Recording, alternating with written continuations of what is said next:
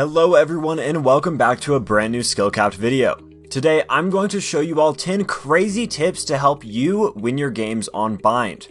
I promise there are going to be multiple tips in this video that you did not know before. Alright, without any further ado, let's hop in to tip number 1. We're going to be looking into one of the key aspects of this map that differentiates itself from the others. If you couldn't guess it, we're going to be talking about the teleporters. Specifically, I want to show you a little trick you can use with them to help confuse the enemy team and maybe grab some kills. Basically, all you have to do is throw something through the teleporter and it will make a noise. This noise will be similar, but not the exact same as the noise of a player going through. Even though the noises are different, that doesn't mean you can't confuse some players. You can do this with a gun or an ability that is a projectile.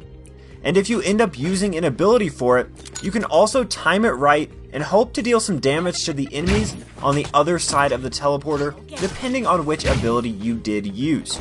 Moving on, let's talk about one more teleporter specific tip that, in my opinion, is the coolest one on this entire list. This trick is known as the Omen Fake Teleport.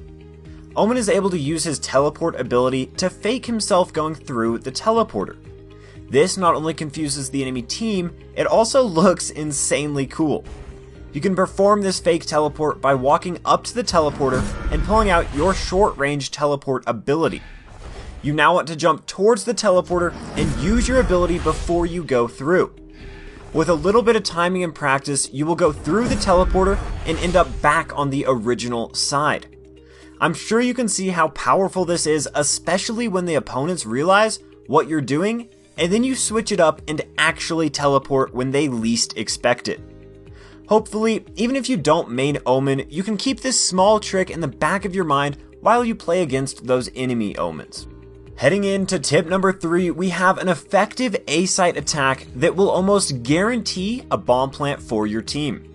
The only requirement for this strategy is a Sage and a Brimstone. Omen does work as well. As your team pushes in, you need to smoke off U-Haul, the top of this truck, and the site. With these 3 smokes, you will be able to push in and take the site easily. You then want to place the Sage Wall right here to stop the enemies from pushing through your smokes. Obviously, with the recent Sage Wall nerf, this wall is going to be weaker than usual, but this take is still very strong. And a small tip to add on to this as well is to molly off or use a slow orb towards U-Haul as you push in, that way you can stop the defenders from pushing through that smoke. Alright, I think we focused a little too much on attack, so I want to refocus on one of the most detrimental mistakes that defenders make on Bind all the time. The mistake I'm talking about is not rotating quick enough and then trying to retake specifically the B bomb site. The B bomb site can be incredibly hard to retake, especially if you're going through CT to labs or halls. Knowing this, we want to make sure our A players rotate quickly. This will allow you to hold onto this bomb site easier and prevent your team from getting into those sticky retake situations. And you might be wondering, well, what about A site? If the enemies take A site, it is much easier to retake, considering you can easily get players to push from showers, heaven, CT, mid, and even quickly through U-Haul.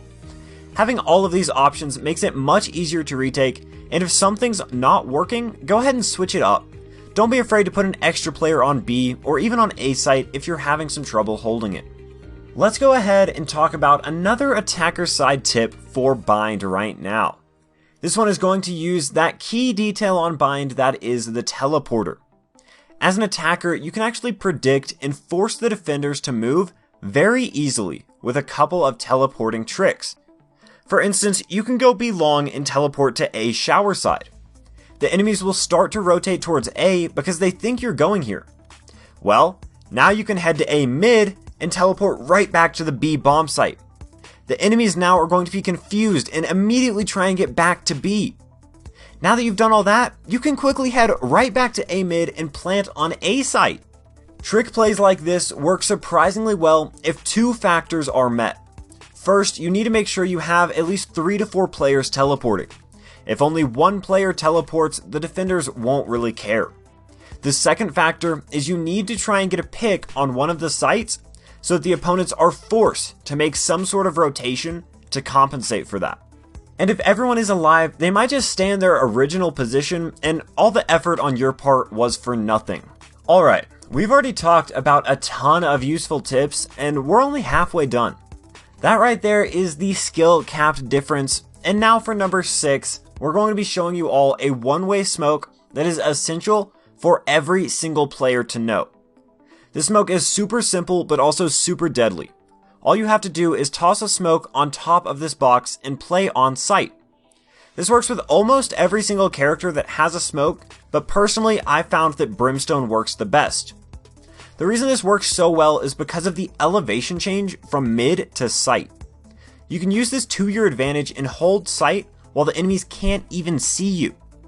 On the other hand though, if you see this smoke while you're trying to go through, make sure you wait. Walking through a one-way smoke like this is basically a guaranteed death for you. Next up, we have tip number 7. This one is going to fully revolve around ultimate orbs and how to control them on bind. First, it is important to understand why these orbs are important, especially on this map.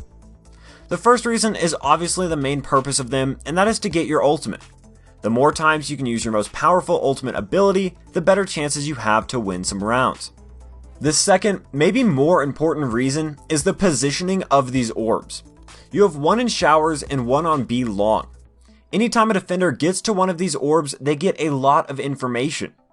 This is why you need to be doing your best to contest these and not give them up for free too often on either side. Especially on attack, I would highly recommend you have someone lurk on the opposite side just to protect and maybe grab that ult orb, because like I said, if a defender is able to grab it for free, then they know that you are at that other bomb site. And speaking of defenders pushing through sites, how about for number 8 we talk about flanking and why it is so useful on this map. Flanking is especially strong through 2 areas of bind, and those 2 are B long and showers. These are so strong not only because they have the ultimate orbs, but they also are on the outside of the map. This means as you push through and try to get behind the enemy, you only have to worry about one side or one area. And to add on top of that, you have multiple options that you can go from these positions. You can decide to go through spawn, market, even back to A mid if you want from either one of these flanks. Try to vary how you're playing and consider flanking through on some rounds on defense to see how the enemies will respond. If you can do it and consistently grab kills by doing so, then by all means keep doing it. But if the opponents are catching on, think about how you can switch it up and not be so predictable. Moving on to tip number 9, we have the most controversial of this list, and that is using the AWP on defense. With the current meta of Valorant, you might know the AWP is very strong specifically on defense. There are a couple of reasons that the AWP is so strong right now, but that's for another video. Right now, I want to teach you exactly how you can use it to your advantage. The main variable here that you want to pay attention to while AWPing is your position. There are a lot of strong positions to play with an AWP, but a couple stand out on bind. On A site, you have Heaven, U-Haul, and Fast Showers. Heaven is very strong if you don't get smoked off from here. U-Haul gives you a great chance to hold mid and also fall off to sight if needed.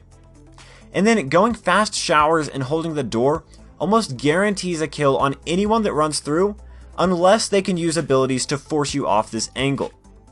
And over on B site, you have the Fast Hookah Peek, the B long hold, and on top of Box. Fast Hookah Peek is dangerous, but can be a great aggressive AWP play to get an early kill. B long is strong because you have one spot to hold, but it is also very common. And finally, on Box is insane if you have that long control.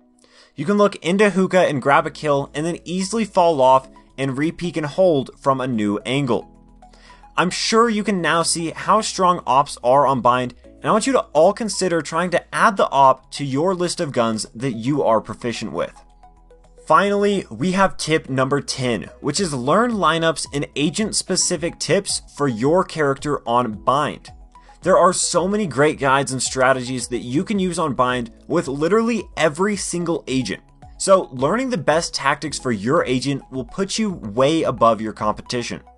I can't go over every single agent specific tip, but do some of your own research and find out how you can use your agent's abilities to the fullest of their potential.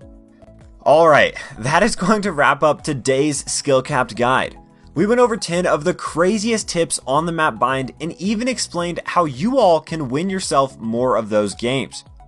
I hope you did enjoy this Skill Capped guide. That is it from me, and good luck, good half, and good game.